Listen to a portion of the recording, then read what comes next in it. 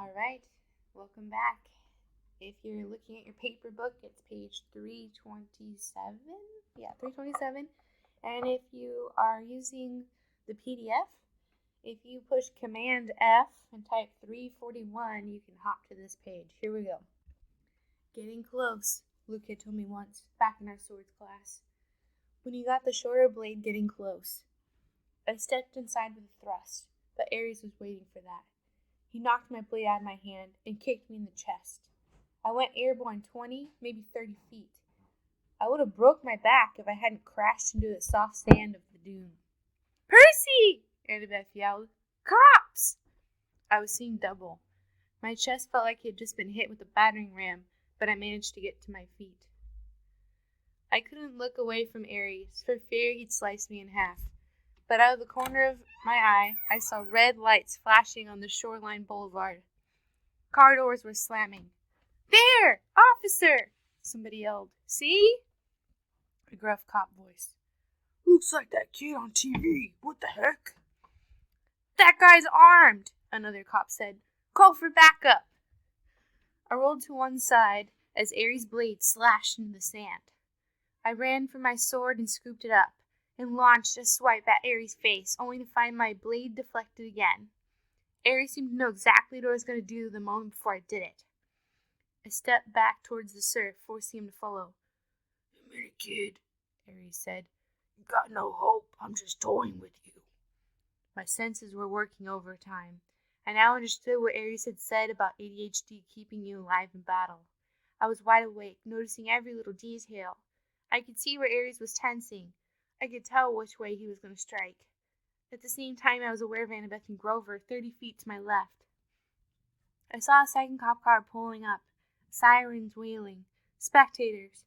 People who've been wandering the streets because of the earthquake were starting to gather.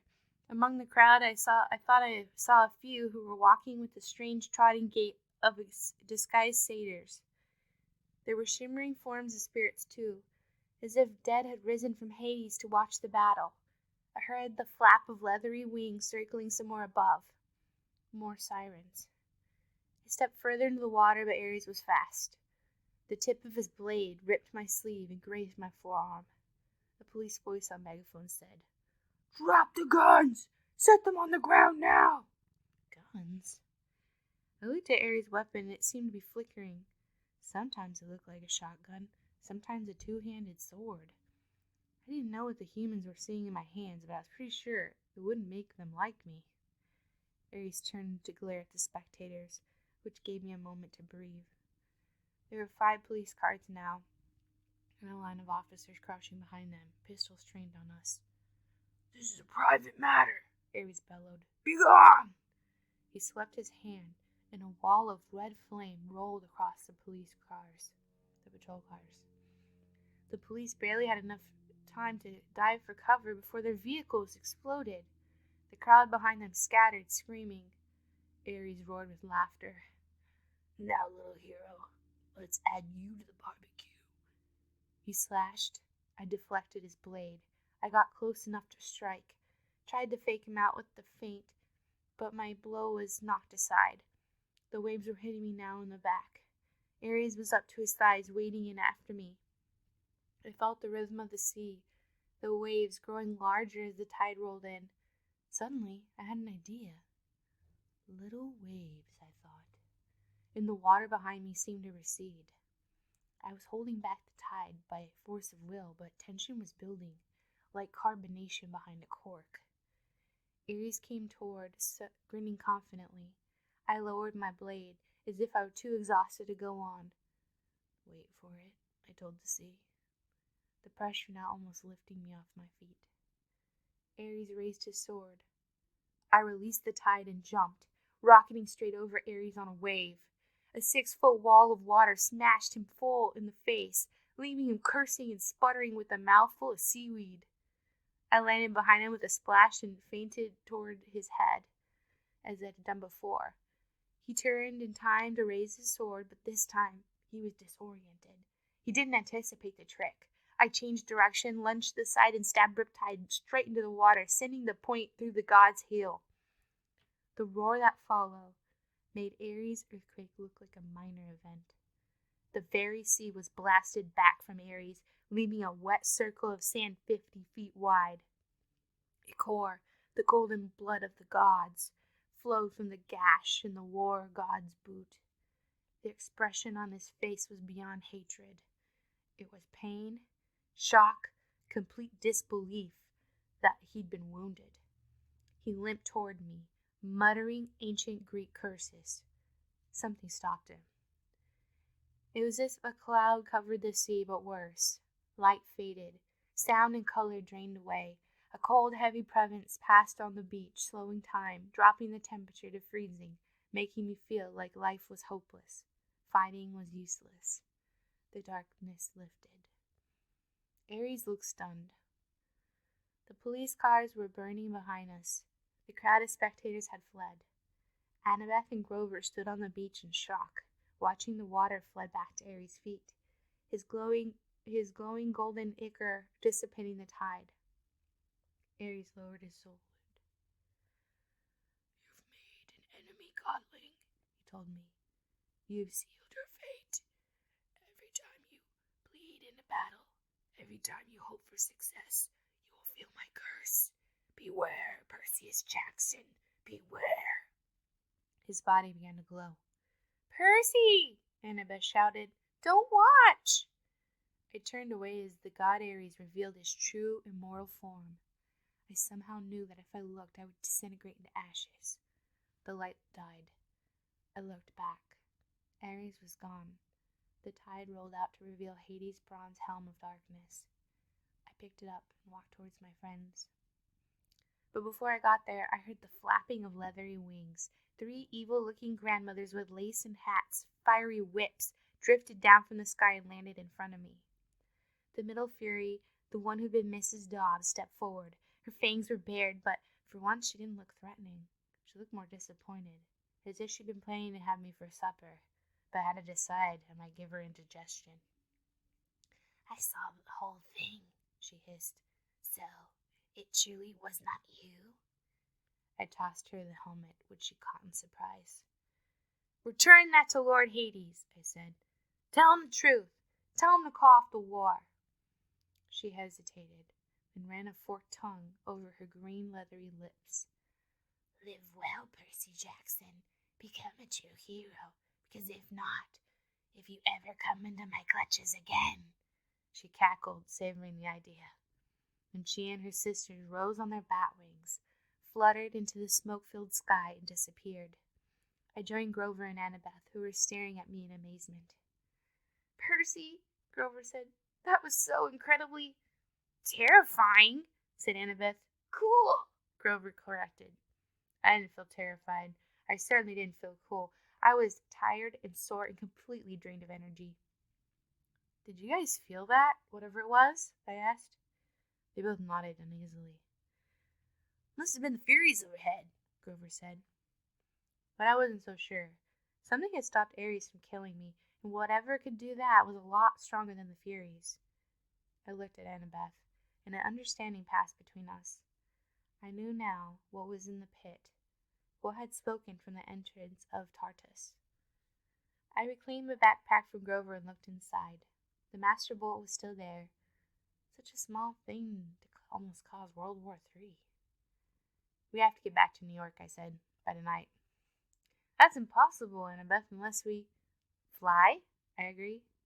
She stared at me. Fly? Like in an airplane? Which you were warned never to do lest Zeus strike you out of the sky carrying a weapon that has more destructive power than a nuclear bomb? Yeah, I said. Pretty much exactly like that. Come on. Chapter 21. I settle my tab. It's funny how humans can wrap their mind around things and fit them in the version of reality. Sharon had told me that years ago. As usual, I didn't appreciate his wisdom until much later. According to the LA News, the explosion at the Santa Monica beach had been caused when a crazy kidnapper fired a shotgun at a police car. He accidentally hit a gas main that ruptured during the earthquake. This crazy kidnapper, aka Ares, was the same man who had abducted me and 2 other adolescents in New York and brought us across country on a 10-day odyssey of terror. Poor little Percy Jackson was an international criminal after all. He'd caused a commotion on that Greyhound bus in New Jersey trying to get away from his captor. And afterwards, witnesses would even swear they'd seen a leather-clad man on a bus. Why didn't I remember him before? The crazy man had caused the explosion in the St. Louis Arch. After all, no kid could have done that. A concerned waitress in Denver had seen the man threatening his adoptees under her diner, gotten a friend to take a photo, and notified the police. Finally, a brave Percy Jackson, I was beginning to like this kid, had stolen a gun from his captor in Los Angeles and battled him shotgun to rifle on the beach. Police had just arrived in time, but in spectator explosion, 5 police cars had been destroyed and the captor had fled. No fatalities had occurred. Percy Jackson and his 2 friends were safely in police custody. The reporters fed us this whole story, which we nodded and acted tearful and exhausted, which wasn't hard, and played victimized kids for the cameras. "All I want," I said, choking back my tears, "is to see my loving stepfather again. Every time I saw him on TV, calling me a delinquent punk, I knew, somehow, we would be okay, and I know he'll want to reward each and every person in this beautiful city of Los Angeles with a free major appliance from his store. Here's the phone number." The police and reporters were so moved that they passed around the hat and raised money for 3 tickets for the next plane to New York. I knew there was no choice but to fly. I hoped Zeus would cut me some slack considering the circumstances, but it was still hard to force myself on the flight. Takeoff was a nightmare. Every spot of turbulence was scarier than the Greek monster. I didn't unclench my hands from the armrest until we touched down safely at LaGuardia. The local press was waiting for us outside security, but we managed to evade them thanks to Annabeth, who lured them away in her invisible Yankees cap, shouting, "They're over there by the frozen yogurt, come on!" then rejoined us at the baggage claim. We split up at a taxi stand. I told Annabeth and Grover to get back to Half-Blood Hill and let Sean know what happened. They protested. It was hard to let them go after all we'd been through. But I knew I had to do this last part of my quest by myself. If things went wrong, if the gods didn't believe me, I wanted Annabeth and Grover to survive to tell Sean the truth. I hopped in a taxi and headed to Manhattan. 30 minutes later, I walked into the lobby of the Empire State Building. I must have looked like a homeless kid with my tattered clothes and my scraped-up face. I hadn't slept in at least 24 hours.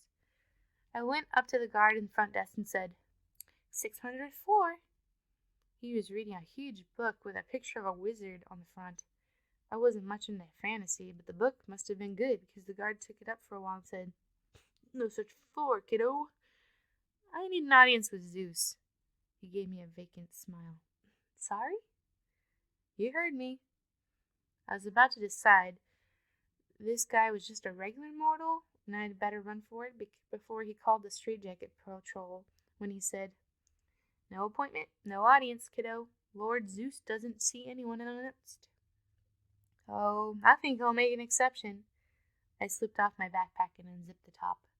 The guard looked inside at the metal cylinder, not getting what it was for a few seconds. Then his face went pale. "That isn't." "Yes, it is," I promised.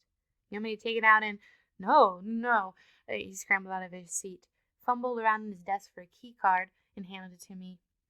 "Insert this in the security slot. Make sure no one else is in the elevator with you." I did as he told me. As soon as the elevator doors closed, I slipped the key into the slot. The card disappeared, and a new button appeared on the console, a red one that said 600. I pressed it and waited and waited. Music played. Raindrops falling on my head. Finally, ding! The door slid open. I stepped out and almost had a heart attack. I was standing on a narrow stone walkway in the middle of the air. Below me was Manhattan from the height of an airplane. In front of me, white marble steps wound up the spine of a cloud into the sky. My eyes followed the stairway to the end, where my brain just could not accept what I saw. "Look again," my brain said. "We're looking," my eyes insisted. "It's really there."